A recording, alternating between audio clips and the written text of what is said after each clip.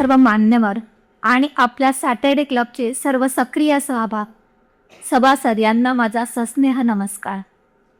श्रीयुत Amolji Kasar sir यांचा परिचय करण्याची संधी मिळणं ही माझ्यासाठी खूप अभिमानाची गोष्ट आहे.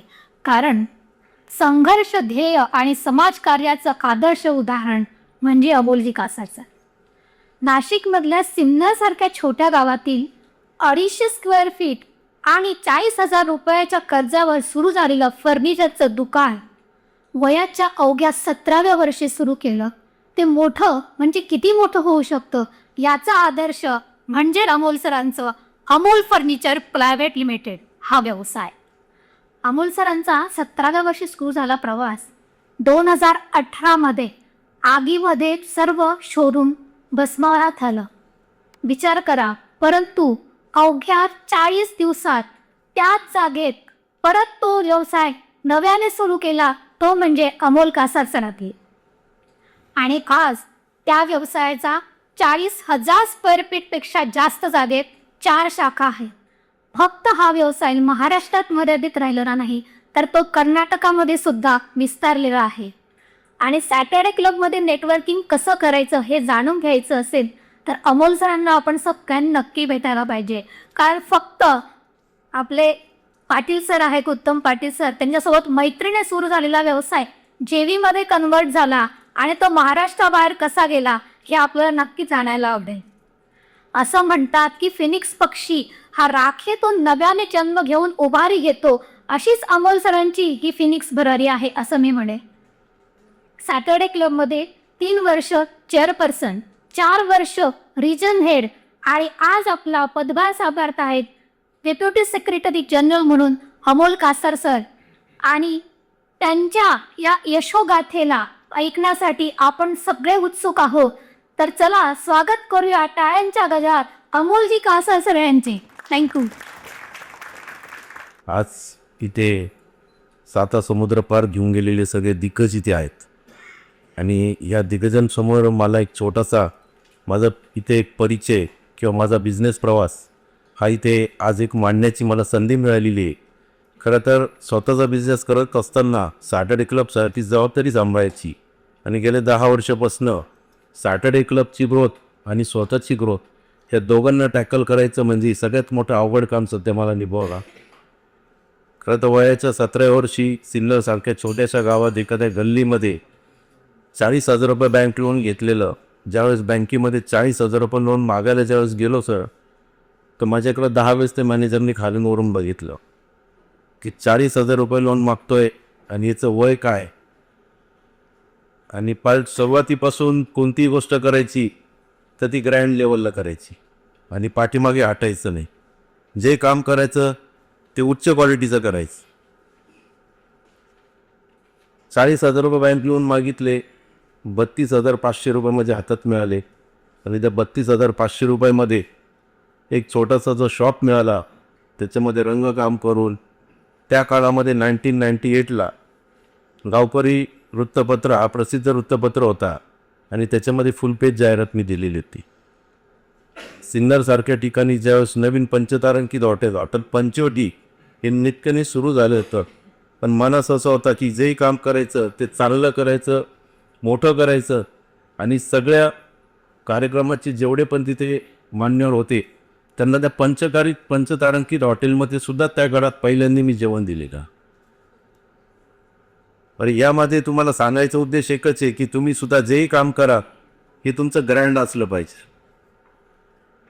पैसे तुमच्याकडे किती आहेत, किती पैशामध्ये तुम्ही कोणती गोष्ट चांगली करू शकता, फक्त एखादी गोष्ट जर चांगली करायची असेल तर त्याची माहिती तुम्हाला असणं गरजेची. आज इथे रोहन तडके सरांनी जे प्रेझेंटेशन दिलं, त्यांना सांगितलं की सर प्रेझेंटेशन इकडे द्या तुम्ही, कारण की इकडचे जे मान्यवर असणार आहेत तर त्या मान्यवराच्या समोर इथला साऊंड आणि आवाज पण तसंच असायला हवा. गोष्ट छोटी होती, पण कोणत्या ठिकाणी कुठे कशी प्रेझेंट करायची. आज तुम्ही तुमचा स्वतःचा जो काही बिझनेस करताय त्या बिझनेसमध्ये तुम्ही तो बिझनेस छोटा आहे मोठा आहे त्याला महत्त्व नाही आहे, पण तो कशा प्रकारे करताय हा अतिशय महत्त्वाचा आहे. खरं तर बिझनेस करताना ज्यावेळेस मी बिझनेसची सुरुवात केली आणि टप्प्याटप्प्याने पुढे जात असताना आयुष्यामध्ये प्रत्येक गोष्ट ही बँक लोनवरती करत गेलो. आणि त्यावेळेसच्या काळामध्ये कोटावरी सर, फर्निचरची नगरी म्हणजे फक्त उल्हासनगरी हे नाव सगळ्यांना माहीत होतं. आणि त्या उल्हासनगरमध्ये मी ज्यावेळेस पहिल्यांदा माझ्या पर्चेसिंगला मी गेलो, ते दिपाड सगळे 5.5 फुटी 6 फुटीचे लोकांना बघून मी त्यांच्यासमोर असा एक ठेंगा मुलगा दिसायचो. आणि माझ्याकडे बघून ते थट्टा करायचे आणि मला म्हणायचे की हा काहीतरी टाईमपाससाठी आलेला आहे. ज्या मार्केटमध्ये मी सकाळी 11 वाजता पोहोचलो, त्या मार्केटमध्ये संध्याकाळी 5पर्यंत मला पैसे असून सुद्धा कोणी खरेदी करू दिली नाही. आणि त्यानंतर मी एक फंडा वापरला की मी दुकानात गेल्यानंतर पहिले खिशातला बंडल बाहेर तरच. आणि मी सांगायचं की माझ्याकडे पैसे आहेत आणि माझं असं असं शॉप आहे. त्यावेळेस व्हिजिटिंग कार्ड नाही, काही नाही, काहीच नॉलेज नाही कसा बिझनेस करायचा. आणि कुठे लगभग रात्री 12 वाजता मला माल मिळाला. आणि त्यावेळेस मी फर्निचरचा जो ट्रक तो त्यावेळेस तिथे लोड केला. आणि मला माहीत नाही की माझी सुरुवातच ही संघर्षापासून झाली का. आणि सकाळी नाशिकमध्ये येत असताना भिवंडीजवळ तो मागाचा ट्रक पूर्ण चिखलामध्ये अडकला. आणि सकाळ होस्तर मला तिथून कुठेही काही करता येईना. शेवटी सकाळ उजाडल्यानंतर कसंबसं मी तो ट्रक घेऊन सिन्नरसारख्या गावामध्ये पोहोचलो. आणि माझी सुरुवात ही अशा संघर्षातनं झालेली आहे की ज्यावेळेस माझं शोरूम सकाळी 11 वाजता उद्घाटन होतं आणि मी 9:30 वाजता सिन्नरमध्ये पोहोचलो. आणि ज्यावेळेस माझा प्रवास सुरू झाला, उद्घाटन झालं, तिथल्या नामांकित एका व्यक्तीला मी उद्घाटनासाठी बोलवलं होतं. त्यावेळेस बालिश बुद्धी, असं वाटायचं मोठ्या माणसाला बोलवलं म्हणजे मोठी खरेदी करा. पण त्याने बोनीसुद्धा जी आपण म्हणतो की 1 रुपयाचा माल खरेदी केला नाही. असं करता करता संध्याकाळचे 4 वाजले. 4 वाजल्यानंतर धुवाधार पाऊस सुरू झाला. आणि पाऊस संपल्यानंतर लाईट गेली. संध्याकाळचे 7 वाजले. आणि मन अस्वस्थ झालं.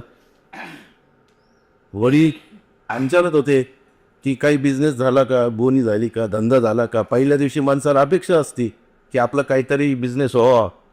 आणि त्यावेळेस माझ्या डोळ्यासमोर आजही माझा तो कस्टमर आहेत. एक शिक्षक होते, दोघं हजबंड वाईफ आले. आणि लाईट गेल्यानंतर त्या कॅन्डलवरती मी त्यांना त्यावेळेस माझ्या आयुष्यातली पहिली कमाई 7,100 रुपयाचं कपाट एक विकलं. आणि तिथून जी जीवनाची सुरुवात झाली, त्यानंतर भरपूर खडतर प्रवास झाला. जसं त्यांनी सांगितलं, 2.25 करोड रुपयाचं माझं शोरूम जळाला. त्याच्यानंतर असं एकही वृत्तपत्र आपल्याकडे शिल्लक नव्हतं की त्या वृत्तपत्रामध्ये त्या शोरूमचे फोटो नव्हते, बातम्या नव्हत्या. आणि अशा सगळ्या कठीण परिस्थितीमध्ये की सगळ्या मार्केटमध्ये असा सीन होता की आता हा उद्योजक परत उभा राहू शकत नाही. आणि त्याच परिस्थितीमध्ये मी सर्वप्रथम जर काय केलं असं, तर हे सगळ्या उद्योजकांनी लक्षात घेणं गरजेचं आहे की ज्या दिवशी मला रात्री 3:30 वाजता फोन आला, मी राहायला नाशिकमध्ये, आणि की सर असं असं शोरूम मला तिथल्या बाजूच्या इथून फोन आला. म्हटलं ठीक आहे, काय हरकत नाही. मी तिकडे माझ्या भावाला वगैरे इन्फॉर्म केलं. आणि मी तिकडे सकाळी पोहोच असतं. बघा एखादी वेळ कशी येत असती. ज्या दिवशी माझी रात्री शोरूम जळालं, त्या दिवशी ज्या कारने मी स्वतः आलेलो होते, त्याचा रिमोट माझ्या तिकडेच ड्रायव्हरकडे राहिलेला. फक्त गाडी चालू केलेली आणि मी बसलो आणि सकाळी निघायचं तर पाहतो तर गाडी पार्किंगला उभी, पण चावी नाही. आणि असं करता करता मला सकाळचे 5 वाजले सिन्नरला पोचायला. आणि मी जाऊस तर ज्या पद्धतीने मी ते 350 फूट आणि 25 फुटाचा फ्रंट असं शोरूम जेव्हा माझ्या डोळ्याने मी बघितलं जळताना, तर तो सील आजही माझ्या डोळ्यासमोर आहे. आणि त्याच्यानंतर सकाळी 11 वाजता माझ्याकडे एक ऑर्डर होती. आणि त्यांचं एक घराचा वास्तुशांतीचं नवीन घराचं काम होतं, त्यांना मला डिलिव्हर करायचं होतं. माझ्यासमोर प्रश्न होता की ज्या लोकांचे मी पैसे घेतले, यांना मी वस्तू कुठून द्यायची. पण सर तुम्हाला सांगतो की बिझनेसमध्ये जे नेटवर्क तयार केलेलं होतं, 11:30 वाजता त्यांच्या घरामध्ये पूर्ण फर्निचर मी इन्स्टॉल केलेलं होतं. मला सगळ्यांनी सांगितलं की आता काय करणार. मी माझ्या मॅनेजरला एकच सांगितलं की सगळ्यात पहिले सर्व जेवढ्या कंपनीज आपल्या सर्व पार्टीज आहे, त्यांना सर्वांना पहिल्यांदा इन्फॉर्म कर की आमचं असं असं नुकसान झालेलं आहे आणि सर्वांचे अकाउंट्स आमच्याकडे पाठवा. त्यावरती आमचा वाद झाला. माझे मॅनेजर बोलले की सर आपल्याकडे आता पुढचे जेवढ्या बुकिंग्स आहे, आपल्याकडे तेवढे फंड्स नाही आहे आणि हे फंड्स नसताना तुम्ही कसं इथे हा फंड्स मागवताय, पण पैसे कसे देणार सगळ्यांचे? त्याला वाटलं तू फक्त सगळ्यांना कळव, बाकीचं मी फंड्स कसे उभे करायचे बघतो. पण मार्केटमध्ये तुम्ही रिलेशनशिप, गुडविल जर तुमचं कमवलेलं असेल ना, सर तुम्हाला सांगतो, सर्व मॅन्युफॅक्चरर्स माझ्याकडे आली, 90% लोकांनी ₹1 माझ्याकडनं घेतला नाही. त्यांना एकच मेसेज गेला की ह्या व्यक्तीचं एवढी मोठी नुकसान होऊन सुद्धा हा आपल्याकडे अकाउंट मागतोय, म्हणजे याची पैसे देण्याची नीतिमत्ता आहे. त्यामुळे आपल्या बिझनेसमध्ये किती जरी कठीण प्रसंग आले, कधीही आपली नीतिमत्ता आपण सोडायची नाही. त्यानंतर मी 40व्या दिवशी शोरूम जळाल्यानंतर कोणी विचार नाही करू शकत, पण मी 40व्या दिवशी नवीन ब्रँड सुरू केली आणि 5 महिन्यामध्ये जे जळालेले शोरूममध्ये त्याचं 5 पट चांगलं उभं केलं. शेवटी बिझनेस हे जीवनाचे हे सगळे चढ उतार असतात. खरं तर हे चढ उतारामध्ये कुठेही आपण उद्योजकांनी घाबरायचं नसतं. आणि उद्योजक तोच होतो की ज्याला फेस करायची सवय असती. जो फायटर असतो तोच उद्योजक होतो. जर जो फायटर नसेल तर तो सकाळी 7 वाजता टिफिन घेऊन 5ला घरी येणार असतो, तोच जॉब करतो. त्यामुळे आज तुम्ही इथे सगळे उद्योजक आहेत. तुमच्या आयुष्यामध्ये कधीही कुठेही किती जरी तुम्हाला कठीण प्रसंग आला तरीसुद्धा तुम्ही कुठेही न घाबरता त्या परिस्थितीला सामोरं गेलं पाहिजे. तुम्ही कमवलेले बिझनेसमधले पैसे वाचवा आणि वाचवलेले पैसे हे वाढवा आणि वाढवलेले पैसे हे वापरा आणि शेवट ते वाटा सुद्धा.